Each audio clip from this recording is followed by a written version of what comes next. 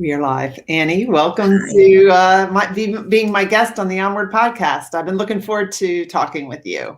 Thank you so much for having me. I was looking at the invite tonight that it snuck up on me, and then I realized we planned this a long time ago. I know. This is I was looking at my answers and everything in the picture that I provided. It's not even the picture I would use now. Oh, really? I guess I missed it because I just took a picture from your website. Oh, no, it's perfect. It's perfect. It's great. But right now I have so many people asking to be on my podcast. I'm fortunate, I guess, but I'm telling people, well, you have to sign up in October. Yeah, I know. That's what happens. I mean, you are very fortunate, and it's really nice that you have that, but it's a little stressful because you tell people, it's not till so far away. I feel bad saying that, but because I'm a people pleaser. And then, what I've done this in the past too. I said, well, then I'll move you up. And then I do 2 or 3 in a week. And then I just can't get my other stuff done.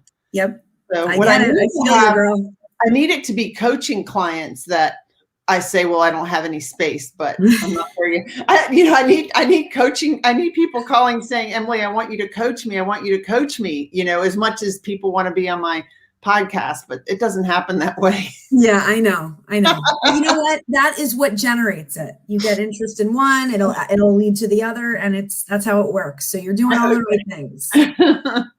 All right. Well, I asked you want to talk about living with Anitude, and sure. You want to talk about being authentic. And so what does it mean to be living with Anitude? So this has sort of evolved over the past year, but living with Anitude is being your best, most authentic self. So what I do for a living is I help people to find and uncover and become and then act as their most authentic selves. So I think it's what happened was I said to somebody one day, you have a bad Anitude, just made a joke. And he said, you need to make that a hashtag. And I said, forget that. I'm going to make it a brand. And that's when it turned into this whole brand of, I'm living with Anitude. But it's kind of having a little sass, knowing who you are, but showing up as your real self every day. And it's a work in progress for, I think, everybody. But, that's basically what it means. G's here. You met G. I met her today. Yes. She's wonderful. Yeah. Hi, G. Okay, so you said it started about a year ago. Is that when COVID hit around that time, or? So I went back to school to get my MBA at the end of 2018 at 40 because I'm crazy, and I was like, yeah, I'll do that. Sounds great. It's not going to be hard at all. And it was a grueling process, but in the process, I sort of transformed along with taking the classes and being in the cohort and meeting the people and doing everything with entrepreneurship and leadership. And I started my own consulting firm in the midst of all of that. And I left pharma sales, which is what I was doing for my whole career prior. Okay. So I went sort of into this health and mind wellness kind of place where I started off just meeting one-to-one with people professionally and both, work-wise and personally to talk to them about how to get unstuck. And so, it sort of has morphed into this business that is now what I do for a living. And, it's become this, but that started sort of the end of 2018, and it's really morphed into something more in the last year, I would say. It started when you were in grad school. You went to grad school full time. Yes, it was a 20-month executive program. So I did that, but I had to make ends meet too. So I'm like, what can I do? So I started the business, and then it's sort of just grown from there. Wow, that's awesome. I think it was on LinkedIn how you and your daughter watched your graduation. Yes, we did. So at the end of the EMBA program at St. Joe's in Philly, you go on an international residency trip. And our trip was all set. We were supposed to go to Spain and the Netherlands. My kids were watched. I had the ticket basically in my hand. I had my seat on the plane. And that was almost to the day a year ago from right now. And it was St. Joe's stepped in. I mean, it was so close to COVID starting that they stepped in and finally, because I was like, I'm going. I don't care. I don't care what's going on in the world. And, that's just how I am. But then finally the school was like, we have to cancel the trip. So that got canceled. And then along that May was graduation, and it was virtual, and people just didn't even know what to do. What's virtual graduation? So like I rolled out of bed, I had my cap, and I had my son slept through it. My daughter like wanted to see everybody's names. So they just like announced the names and we put pictures. I mean, it was so, I hate to say it was like so anticlimactic. Like I was so excited to get my master's, and then it was like, okay. Here I am in this picture, and it just said like Annie Jennifer Lieb. And I was like, great, that's it. And we threw my cap up, and that was it. Well, at least your daughter celebrated with you. Yes. And little did I know that what the next year was going to be. Just right now, a year ago, what was going to follow and how crazy it was going to get. Yeah. I think my son would have been asleep and my daughter would have been with me too. Yeah. I mean, people were like, oh, he didn't watch. I'm like, have you met my 11-year-old? At the time, 10. Like, are you serious? Like, he's sleeping. And it ended up being, it was quite a memory. You're right. It's something that I try to grasp onto, because as crazy as the times got, and the fact that I didn't get to walk, graduation, I mean, that's nothing compared to what some people were dealing with. So so what's it been like? You're a single parent, right? I've been a single parent before. What's it been like being a single parent during COVID? So this year has been really, really trying. It's now we're in the swing of things. The kids are in hybrid school. So they have half a day, which is like, I always joke, like, I made a TikTok about it actually, but I'm not going to use the profanity that I use in the TikTok. But what I said was like, I take them to school, I come home, I sharpen a pencil, and I go back and get them. Like that's hybrid. Like it's like 5 minutes. I can't get anything done. I've made one, so hybrid is just, and then, adjusting to them being online and all of their computer issues and the Zoom and all of that was so hard for the teachers, so hard for the students. And I'm working, and along with everybody, all the other working parents that are working from home now, while the kids are home, one's crying because she can't get logged on. One's throwing stuff because he wants to be on Fortnite, and I'm like on a coaching like client call, trying to pitch like whatever. So, it was trying, but we sort of got in the groove a little bit now. And it's almost like it's become the new norm. I don't really remember what it was like before. But it's been hard. I mean, starting my own business not long ago, trying to make it work financially, trying to do it all sort of, hi, Russ. Hi, Michael. Yeah, hi, Michael.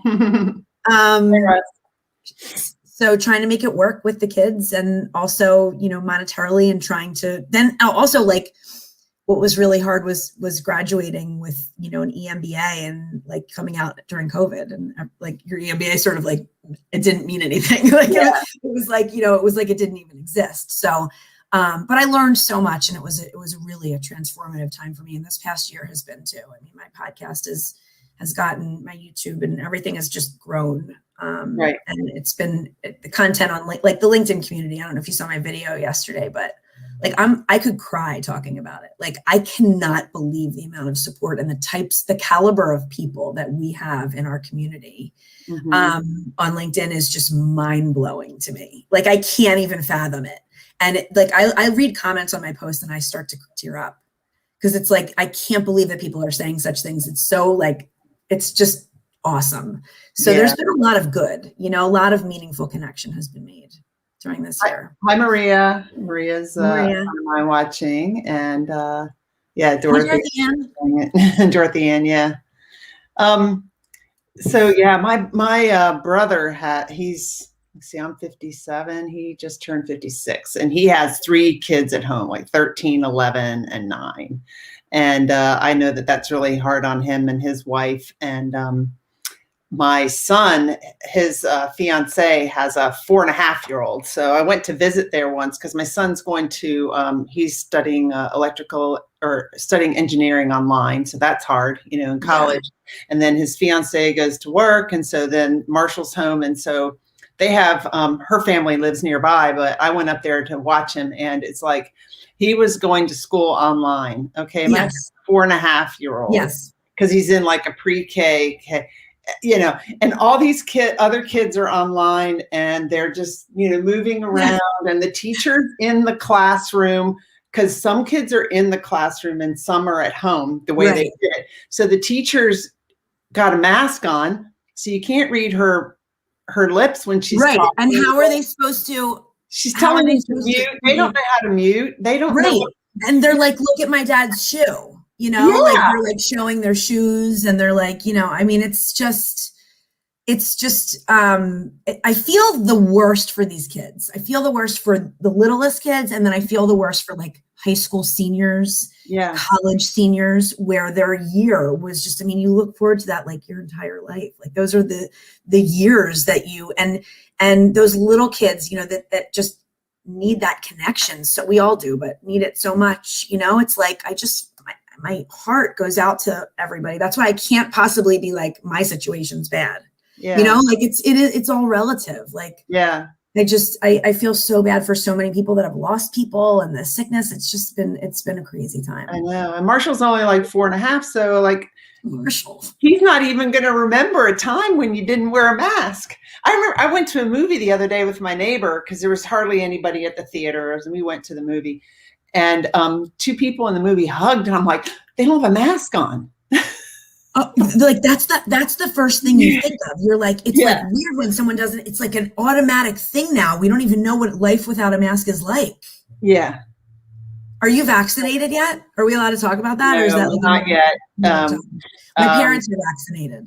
Yeah, my parents are. And my mom just texted me or messaged me and said that it looks like in this area where I live, maybe 55 and older are going to be able to get vaccinated soon. So that would be nice to get. Vaccine, so you can't get it anywhere like in my area. It's like not available. So my parents are like, I want to come see the kid. It's just crazy. Like it just doesn't feel like it's ever going to go back to any semblance of normalcy. I know. I can still go over to my parents now. They let me come over, but I have to wear a mask even though they've been vaccinated. So I wear my mask and but I'm really waiting to be vaccinated so that I can go over and eat dinner with them because I hate cooking.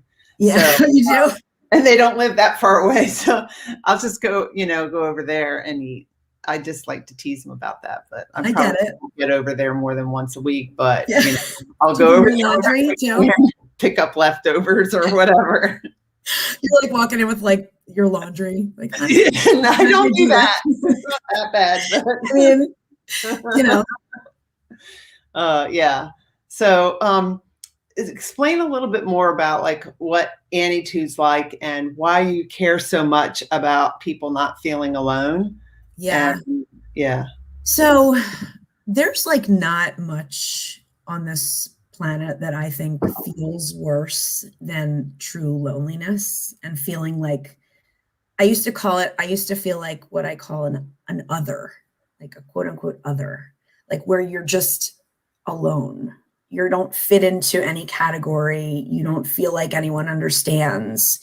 And that was just so traumatizing to me and like debilitating that I just made it my mission to teach people how they don't have to feel that way, teach people to feel in other ways and how they can feel full, whether or not they have a spouse or a partner. And that's just like a journey I've just recently been through. So when did you feel that? When you got divorced, you felt that way, or when you were? Well, I hadn't been single since I was like 14. Like I had always had boyfriends, and then I got married, and then right away after I got split, I was almost engaged like a little bit after that. And I mean, I just never really spent time alone, truly like without a partner, and I didn't really know how to do it. And so when I didn't have that, and I'm like this is what's confusing. I'm like a very independent person, but like you can be independent, but still feel like your partner defines you, like having that partner defines you. So like I'll do anything on my own, but I didn't really understand fully that like I didn't have to have a partner to be whole, if that makes any sense. And I figured that out in the last year. In fact, I was interviewed by Jason Leibowitz, like almost, I think it was like 9 months ago, maybe a little bit longer. And we talked about this and he's like, Annie, you need to spend like time alone. And I actually said to him in the interview, I'm like, how long? Like, can you tell me a day? Like, can you give me a date that I can write down? And I was kidding, but I was serious. Like, I was like, how long do I have to do this for? And that's how painful it was for me. But I did it. And I made it work and I figured it out. And it's really a rewarding and really cathartic experience to figure out how not to have to, not to feel alone. So that's become my mission because it's been my healing journey. to help people, not just over relationships, but not feel alone or like an other or weird or like they don't fit anywhere. I don't want people to feel that. So you went through your not feeling alone period, adjusting to that during COVID. Yes. Right. Like it just that like forced you. I mean, that yeah, maybe helped force you to do that. It's funny how, well, I have to tell you that dating during COVID is no fun. Yeah. But it's funny how life works, because you're right. It did happen at that time. It needed to happen. And it did force me to a certain extent. But I also needed to, I wanted to, I felt I needed to do it. And I needed to prove to myself that, that I could do things without having a partner, and that doesn't define me. Right. So, I threw myself into work and my kids. And that's like, basically took over my life. So what I was trying to do is heal through healing others. So I have my clients that I heal with. It's definitely not me teaching them as much as it is me going through the journey with them. And I think that's kind of what makes the connection happen. Yeah, I think that's my coaching too. It's like, I think you coach in the areas where you need to work on yourself too.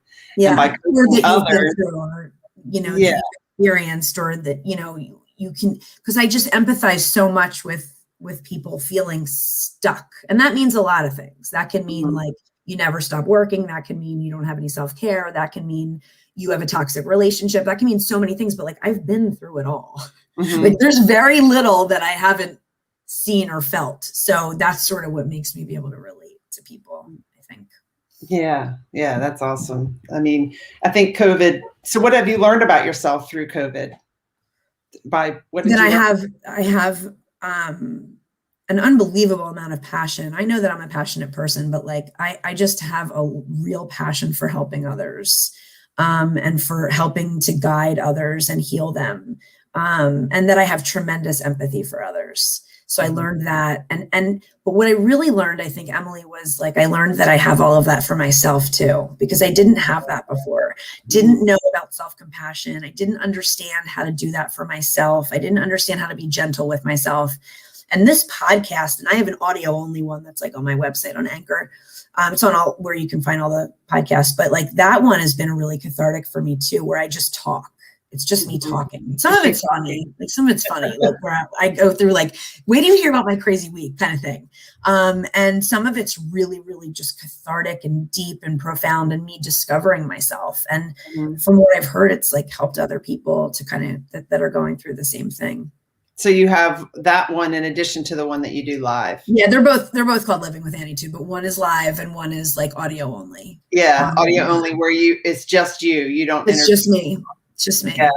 So it's a lot of like reflection and like, let's talk self-compassion. Why am I not able to have any? And I kind of go through that thought process. Why do I preach this to other people? And I know how important it is, but I don't have it myself. Yeah. So yeah, it's been really like a journey, I'm assuming you're an extrovert. Yes, I am an extrovert. Sometimes, Emily, I have this feeling like I'm an extroverted introvert. Hi, David. Where do you get your energy? I have one cup of, people always ask me that. I have one cup. Do you get it by being alone, or do you get it by like being on your show and talking? No, being with people, for sure. I eventually have to stop and be without being on. But that being on is what drives me. Like after we get off this show, I'll be like playing the Rocky music. Like that's how I'll feel. Oh my God. So inspired. And I'm going to go right to bed. And I'm like, what can we do next? What kind of content can I create? Like that's what happens after a show. Yeah. We're complete opposites. Well, that's why we get along so well. Yin and yang, right? ENFP. Are you EN? Are you an N? Yes. Okay. Are you an F? And you're an F? I'm an F. You're an ENFP? And I think I'm an ENTJ. But you got to take it again. Maybe you're more, because you're so like, actually, that's wrong. You're so empathetic and stuff. I mean, maybe you're not a T. Yeah, you're probably right. I don't remember. I can never remember what I am. You plan stuff, or you like to just fly by the seat of your pants? I plan. Yeah. Okay. Yeah. I'm an I. I've come out an E, but not, I'm an I.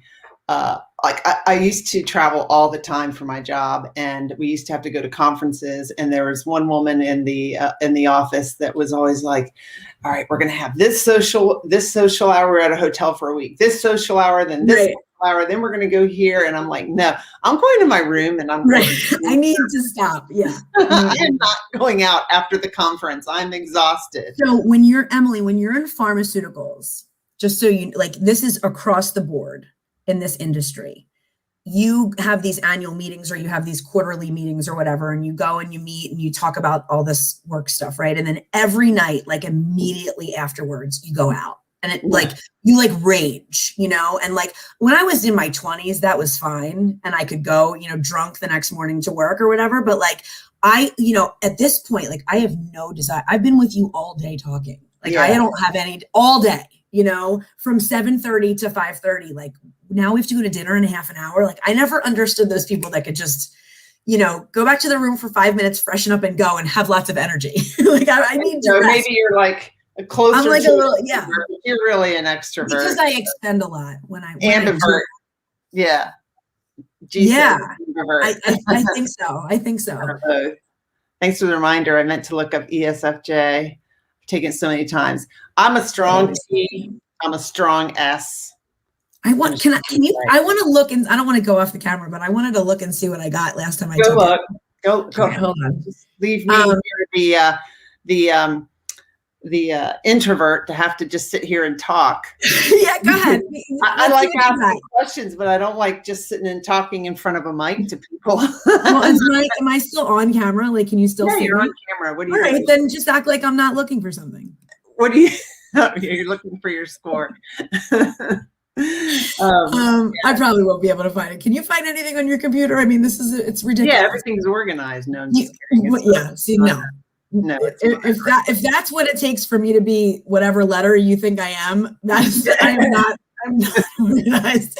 I'm a little bit. I think I might be that ambivert thing that she said, because I'm a little bit organized and a little bit all over the place. So there's a little bit of everything in me. Yeah, well, I can go by the seat of my pants, but I do plan things out. So yeah, but I'd rather plan something. So, but my neighbor asked me to go to Myrtle Beach next week. So, and I didn't have that planned. So I said yes. Well, that's not like tonight. No, I know. Tonight would be by the seat of your pants, right? Like, let's go, wrap it up, let's go. So did you see my post that like I did a thing last week? Did you see the thing when I said I did a thing and I got this? Yes. Your tattoo. Yeah. I have one too, but I can't. You do? So this was like a big thing for me. It's like do your parents know now? No. I got mine when I was 50. I was driving down the road. 42. I'm like, I don't want them to know. No, maybe I was 40, 45, about your age. I don't know how old I was. But anyway, I was driving down the road. An adult. Yeah. And my adult, where I don't have to ask my parents. And my daughter had just gotten her ears double pierced. And then we drive by the tattoo shop. I'm like, I can get a tattoo. You're like, I'm allowed. I can't. I don't have to ask anyone's permission. Yeah. And I drove in. And so my daughter called my son, and everyone comes over. They watch me get this tattoo. Yeah. So where did you get it? It's kind of on my backside, but it's not in the middle. That's like a tramp stamp, right? So it's but I didn't know that. Luckily, so did it hurt? Yeah, it hurt. Yeah, 4-leaf clover, because I can just look down at the ground and find a 4-leaf clover. Oh wow, that's pretty cool. That's pretty cool. But, this was What did yours say? It's Hebrew and it says emet, which means truth. That's good. So I just one day was like, I wanted this for a long time, but I was going to put it on my hip. But then I was like, no, it needs to be on my wrist because I need to see it every day. Yeah, I don't see mine hardly ever. I'm in my truth. So you know that maybe you need another one. But I will tell you this. On your wrist, it flipping hurts. Oh, man. Like it really, really hurts there. It's very sensitive. It's a very sensitive spot. I don't know. So yeah, it was an experience. I went and it was just really, really empowering to just, like you just said, to be like, I can do this and there's nobody that's going to stop me. My parents aren't happy, but you know what? Well, I mean, like at this point, what are they going to do? They're not going to let you do your laundry and eat there. You know? They'll be like, get that tattoo taken off, or you're not coming back for dinner, sister. Yeah. So your kids, you'd let them get tattoos? I mean, they're so little, I can't even think about it, but it is their body. I would hope they would be adults before they would do something like that. And they would really know and make a mature decision instead of getting like an alien head or something like ridiculous, you know, like a cartoon character. But I mean, you know, it's your body, and I'm 42 years old. I just a little scared of my dad. It's fine. I'll openly admit I don't want to disappoint them, but I don't think they'll disown me. So. Okay. Oh, someone said that post rocked, by the way. And somebody else said, keeping my attention at night. I'm more of a morning person. Yeah, you told me that today. You're up late. G. I love that her name is G. Like that is so like just cool. Like I like so want that. Can you pronounce her last name? No. So that's why I'm not even gonna try. But I mean, she's just I don't know her we have a call coming up, but she's just a beautiful person. I talked with her today. She's awesome. She's awesome. Yeah. You can tell when people oh, thank you so much. Thanks. DJ, that's another one that's a beautiful person that I have yet to have a one-to-one with, but is just a wonderful person. And just these people I told you early in the show, it's just this unbelievable community. It almost doesn't feel real sometimes, but I was explaining in the video, Emily, that like this LinkedIn is my office. It's where I do my business. It's where I interact. So instead of going to an office, obviously I'm working from home, but like that's my playground in my office every day. So, you know, it's you get really close with people and you do podcasts and you do one-to-ones and you get, you know, intimate with some people as far as professionally. Mm-hmm. And you know, on different levels. And it's just been really an amazing experience. And you know, growing up, there was some bullying, like there wasn't that, there were some no nice people that I dealt with. And so having this as an adult is really, really nice. Just to have good people. What would it be like? I'm just trying to, I don't know if you can imagine it, but I was reading an article today about like how, you know, after COVID, when somebody who used to get up every morning at 4, I mean, I know people that would get up every morning at 4 or 5, get dressed, drive into work, you know, for an hour and a half commute, work, and then come home. Now they can't even imagine doing that. Yeah. Could you imagine if you hadn't left your pharmaceutical company job, like going back to that? No, I could not be, but I'll tell you that like being in pharma, being in like BD and pharma and in medical sales my whole career, like I always kind of worked from home. I was always a field person. I was operating in the field. So it wasn't that different from me to work from home, but there's a piece that I miss. I miss that camaraderie of a team and seeing people in an office. I mean, I missed that when I was in pharma sales, you know, like that's just something that really drives me. I love to manage a team. I love to work in a team and collaborate. And so, you know, I miss that. And then if I didn't have that, if I had all of that all the time, I would miss home. So it's nice, I think, to have some flexibility in your job. Yeah. Yeah. So to be able to have both. See how it is when people go back. So yeah. Yeah. And you guys got a dog during COVID. Yeah. So we rescued Randall, who is a pit bull mix, but he looks like all pit. And they found him in an alleyway with kids throwing rocks at him. Oh my God. I know, you could die, right? So they fostered him for 5 days, and I went with my kids to meet him, and he's the most docile. My daughter is playing Roblox. Do you know what Roblox is? Mm-mm. Oh my God. It's this game on the iPad. She's screaming in her room, which is totally around and down the hall. Sorry if you hear the background, but he's the most docile, sweetest, he doesn't bark. He doesn't even bark, this dog. He just curls in a ball and wants love. And we've had him since December, and he's just been a really amazing joy for my family. Like the three of us have latched onto him so much, and he's just one of us. And he's really been a blessing. He's been not 1 second's trouble. Not one. That's awesome. That's awesome. He fits right in. He does bark in his sleep. You said that's what the little speaker icon in our profile. I never even saw that. What? Because I said something about pronouncing her last name. Oh, no, yeah, you can press that and hear the pronunciation. That's so cool. Yeah. If somebody puts it, here's my gratitude alarm just went off. I'm so grateful for this experience with you. Well, I was wondering, I was going to ask you about that too, because you wanted to talk about gratitude, and a lot of people are talking about gratitude. So I think with gratitude, it's one thing to say, thank you, and I'm grateful. But if you don't say it like you really mean it, and you don't really mean it, that's what you have to do with gratefulness, right? And when you just said it, you like really meant it, because I know you're grateful. Yeah. Yeah. Yeah. I have an alarm on my phone that goes off every night at 8 o'clock. And my friends and family, especially my children, know that no matter what we're doing, no matter where, we stop and we say what we're grateful for. And it becomes a daily practice when you do it like that. Because when would 8 o'clock go by every night that you'd remember? You're always in the middle of something, right? So it reminds me. And what it also does for me, I write in a gratitude journal twice a day. So when I wake up and before I go to sleep, I write every single day.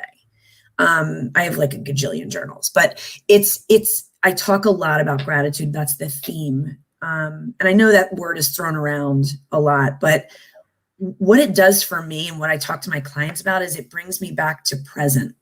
It brings me back to center and to the present time. Because I think a lot of people are really stuck in the past and they're weighed down by this cloak of the past, is what I call it. Yeah. And then there's people that are so amped up and worried about the future, and there's no right here. And when you stop and get grateful, it brings you back to right here in the center. So I oftentimes have to sort of teach people what it means to write in a gratitude journal. What does it mean to be grateful? Because again, the word is thrown around, and I think people they don't do it because they don't know. They don't know how. What does that mean? Like I'm grateful for my health. I'm grateful for my kids. Right.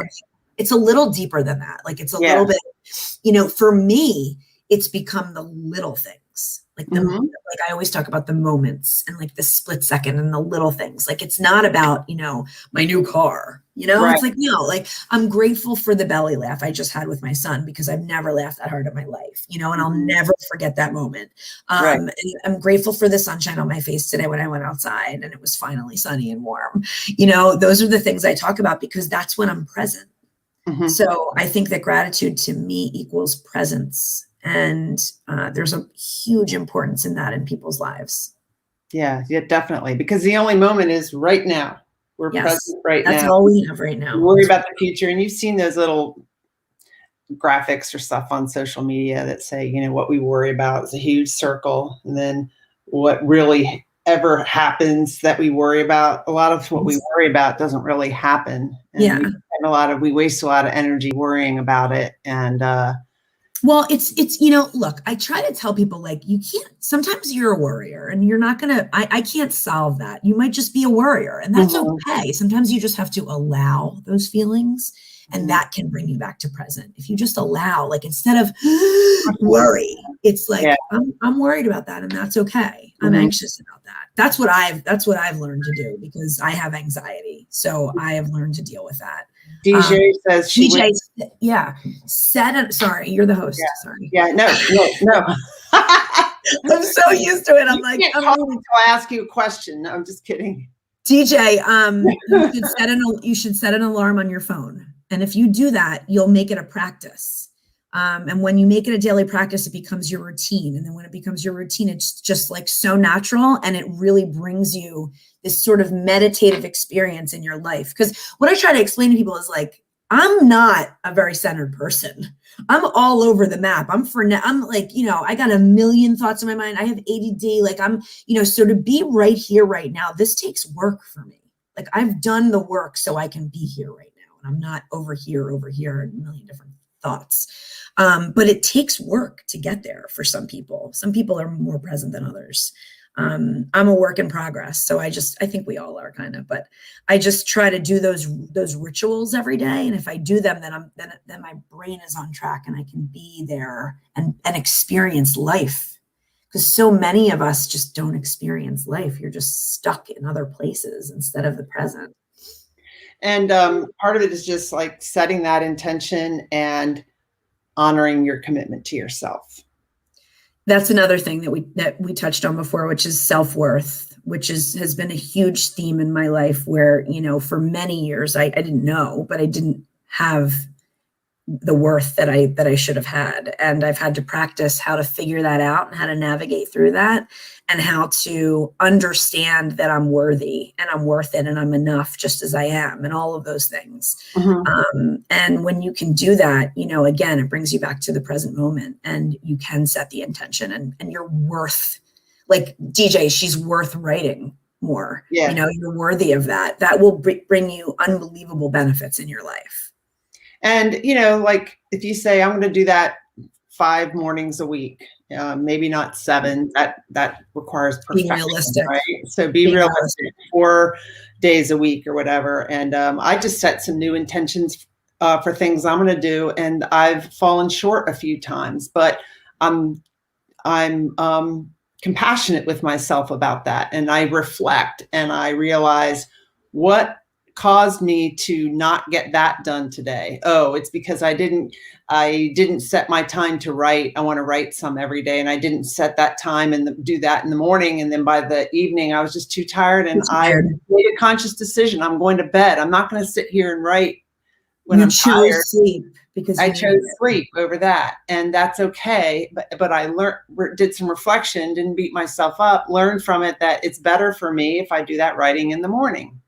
Well, that's a wonderful learning. I mean, that's progress right there. No one would look at that and say, "Oh, you screwed up," or like, how did that happen? Someone would say that's a learning for you. That's somebody who's doing the work. Yeah. So that's my point. Is just like be aware to even notice that some people, and I used to do this too when I worked for the Navy. I just felt like my days were so full, and I would just go, and didn't make enough time for reflection. And that's important. What I find is the only way, and it's so funny that you brought up was I organized, because in some ways I so am, and in some ways I'm so not. But the reason I'm bringing this up is because time blocking for me really just increases not only productivity, but my mental health and stability and sanity just skyrockets when I block my time. Like, because I'm very disciplined and I will stick to it. But when I don't block the time, I'm a little bit more all over and then things fall through the cracks. But like, if I honestly, I know it sounds anal, but if I do hour by hour during the day through dinner time, I get so much done and I feel so accomplished. And it's kind of like a magical, easy trick to just block your time. If you can have the discipline, it's really amazing. So do you set certain times that you're going to go check LinkedIn then? Yeah, I do. I have to set hour blocks or else I'll be on it all day. I mean, it's a for me. So yeah, you absolutely LinkedIn, any kind of social media, any kind of just me being time, just be. And that doesn't mean sitting on a screen, just breathing, going outside, taking a break, because I'm the type of person, I'll sit and I'll just work with my head down all day long. So that's why, like, you'll see posts where I'm like, everybody go outside, take a break, take a breath, take a minute, because I'm trying to enforce that with myself and sort of explain to people how beneficial that can be. Yeah. That's why having a dog's good too. Yeah. It does remind me in the backyard. So then you don't go out. But. No, I walk them. And that's a nice time too for us. And it's like a, breather. Mm-hmm. Yeah. I have a dog and then I watch my neighbor's dog. So I go get her and then we walk, and my neighbor's dog has to go out more frequently than my dog does. So that gets me up and gets me. It's a good little trick to have a dog. Yeah. Yeah. And you know what they say, that dogs have been like the happiest through COVID ever, because all their family's home and they're going on a million walks and everybody's just paying so much attention to them. So they really made out like bandits through this whole COVID situation. Yeah, definitely. So do you have a morning routine that you like? Well, and also you were talking about your calendar. I use my calendar like that too. And my calendar is color coded, like online calls or phone calls are yellow, and then green is my personal time, and orange is my workout time, and red is podcast stuff. That's awesome. I can just glance at my calendar and know what you have. See if I'm spending too much time in one area too. That's very, very organized. That's like extremely, awesome. I wish that I had that. But that's just not something that I would ever stick to. So I know better. But that's amazing. I do have a morning routine and I have an evening routine. So I work out in the morning. So I get up early. I'm like a total early riser. But I also don't go to bed early either. So I don't sleep probably as much as I should. But what's just early? I'm probably up 5:36. Okay. And yeah, I have 1 cup of coffee. I do my workout. I do my writing. I do my breathing. I shower, and then I can get ready have breakfast with the kids, and try to like have some semblance of, and I got to do a dog walk in there because once he hears me get up, he's up. But he's like a teenager. He'll sleep till 11. If I slept till 11, he would sleep till 11. But I try to spend some breakfast time with the kids, not just go right into work. I try to like make sure to be present with them for that. Yeah. And so, it works out most days. Things happen. Somebody schedules a call with me, or the only time they can meet is, 8 a.m. and I have an appointment, a doctor's appointment. I mean, things get thrown in the mix, but you have to have some self-compassion with that and be flexible, but at the same time, be disciplined. It's hard. It's hard to be disciplined, but flexible. Yeah. And DJ said here, reflection can be hard. It's hard to look in the mirror, but it can be hard, but it gets easier. Show yourself some self-compassion too. Yeah. Especially DJ, I'm going to send you my self-compassion link for my Spotify podcast. I think you'll like it. One of them is really funny where I go through all this stuff, and you'll be like, you'll have so much compassion for me that you'll start having compassion for yourself. You'll be like, oh, if Annie's like this, I'm all right. I'm not that bad. No, it's always hard to look at your reflection and see, things are hard to see, but when you see the hard things, that's when the work is happening. That's when the progress is happening. That's when you're evolving, when you can really take a look at yourself and say, that's not how or who I want to be. Right. But it's really only during that reflective time that you can do that, or else you're just going and going and you're not growing. Yeah. I like my full 8 hours of sleep too, DJ. So when I went to the Naval Academy, right? So when you go to the Naval Academy, a lot of people pull all-nighters. They're up all night doing their homework because we have so little time to get our schoolwork done. I never pulled an all-nighter. I would value my sleep more than anything. That's really good. That's really good. I can't say the same. Definitely can't say the same. It's knowing your worth and putting your value, valuing your sleep time is so important. Sleep is way more important than people even think. I know. We need it for so many aspects of our life. Yeah. I have to get a little bit better with that. I just have a lot of hugs back. I have a lot of energy in the morning, a lot of energy. I wake up and I'm ready to take on the world. And so I try to be productive during that time, because if I'm sitting, I'll just like be antsy. So I try to like use my brain, as much as I can. Yeah. It's really important to know when your peak times are for productivity, and then set your hardest tasks for that time. Well, if anyone's going to set tasks and color code them, I know it's you. I remember Mike Paterano was like, he like has all his emails like in folders, like they all have different places that they go. And let me just tell you how funny I can be. I'm very disciplined and very like whatever. I have 99,000 unread emails. Would that make you twitch? No, because I can't. I have about that many, and I can never. My mom's like, "Oh, I have 0 in my inbox." Zero. What does that even mean? I get like this. I mean, it's I don't miss a lot of important ones, but there's so much crap, And Mike's like, "Let me just sit down and organize it for you one day." I'm like, "Dude, you would hate me." Yeah. I mean, he's got everything. He's like you with the color coding and the, I'm just like, so my calendar's color coded and I live by my calendar, but I cannot keep up. No, too many. And I don't know the last time I balanced my checkbook.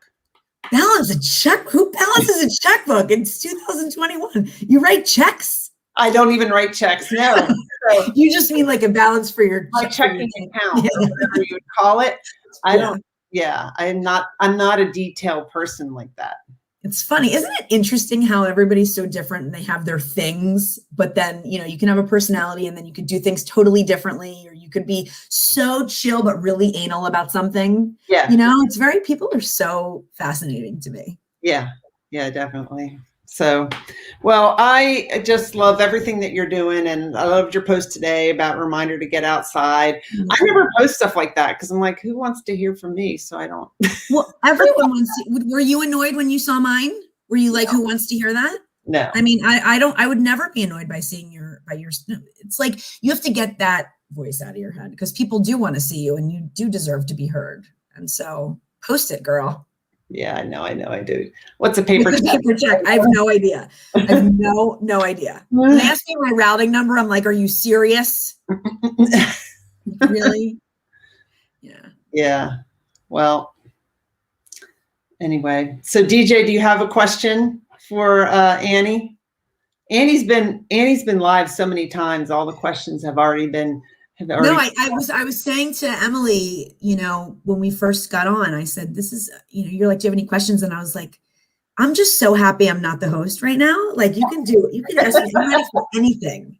Hi, Carl Sean. Oh, he's my sunshine. He's popping in. No worries. He's such a good man, such a good soul. I know. I appreciate him so much. Great discussion. You told a lot of people to get outside today. Yeah. Maria is like Maria, type it in, the Maryland Mom of the Year. Yeah, she's the Maryland Mom of the Year. I love it. Awesome. She looks happy in her picture. She looks she really is. She's an engineer, works for the Navy, and just does a lot with science, technology, engineering, and math. And I like Maria. That's awesome. Yeah. Oh, absolutely need to be heard from. Yeah. Yep. We want to hear you. Well, I remember before you had your live show, I'm like, you need to go live. Like, what are you talking about? You told me that. It wasn't until just the other day that I put on my website that I went to the Naval Academy. We need to get some of this stuff out. People need to know. They want to know about you, girlfriend. I was talking to somebody and an awareness coach that I work with, and she's like, when was it in your life that you were told that you shouldn't brag? And I don't know when it was, except for that. When I look back at my life, I was a really good basketball player. I was the leading scorer in Maryland, DC, and Virginia my senior year in high school. Wow. And I could have scored 40 points in a game. And my dad would say, good game. Now, you remember that time you went right, could have gone left or whatever. And so I think that growing up that way, and I'm not blaming him. No, but it's almost a shame. Like it shamed you, but unintentionally. Yeah, it was. Like it was like and I took it fine. I took it fine. Like I knew he was trying to get me to improve, but then I I don't really appreciate what I've accomplished because I could have always done better. Well, you said something really important that I have to point out. You said you don't talk about yourself because somewhere in your life you were told not to brag, but they're two different things. So knowing your strengths and what you bring to the table and your value and your worth and talking about it or letting people know or showing your value and your worth is not. I know I need to do that. It's not, listen, I get it. I have had problems with that too. And the more you do it and the more comfortable you get, the more you'll be able to feel like, okay, this isn't bragging at all. I have to rewire my brain a little bit with that. Yeah. This is not bragging. Yeah. So let's see. Wait. Women Power. Yeah. Hi, Maria. Nice to meet you. Yeah. 2021 Maryland Mother of the Year. I'm working on my podcast. Good. So other people are meeting each other. Shame we carry for our achievements. Yeah. I mean, I definitely have that too with certain aspects where I don't want to talk about what I've. Look, all right, I'll show you, but see those awards back there? Yeah. And why aren't they like behind you? Although that is a pretty background with your books and everything. Yeah, because it's bragging. It's not bragging. It's a fact. You're not like talking about it like nonstop. You're like, we're in my parents' basement.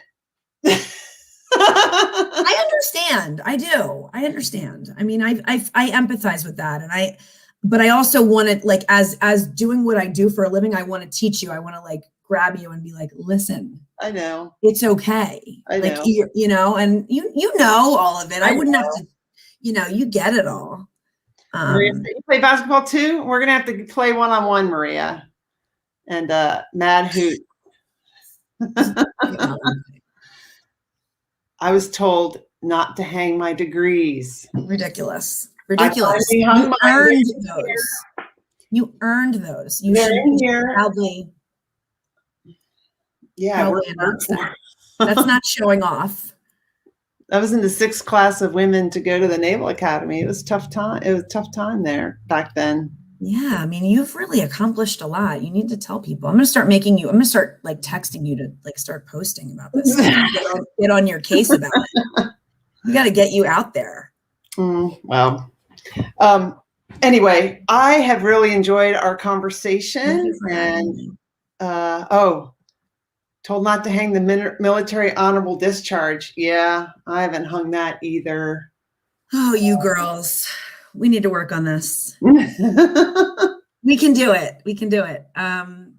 Thank you so much for having me. It was a really nice time. I appreciate it. And I appreciate you. I mean, yeah, I appreciate you too. And I really enjoyed our conversation. I like what you're doing about, you know, helping people not feel alone. That's one of the reasons why I do the Onward podcast, because I interview so many different people about, you know, some of the challenges that they went through. And I think by telling their story, it helps other people realize, wow, she made it through that. I can make it. Absolutely. Absolutely. And how people have turned their pain into passion, and things like that. So I really think it's important to tell your story. And so I'm glad that you were on here talking tonight. Thank you for hearing mine and seeing me and listening. I appreciate it.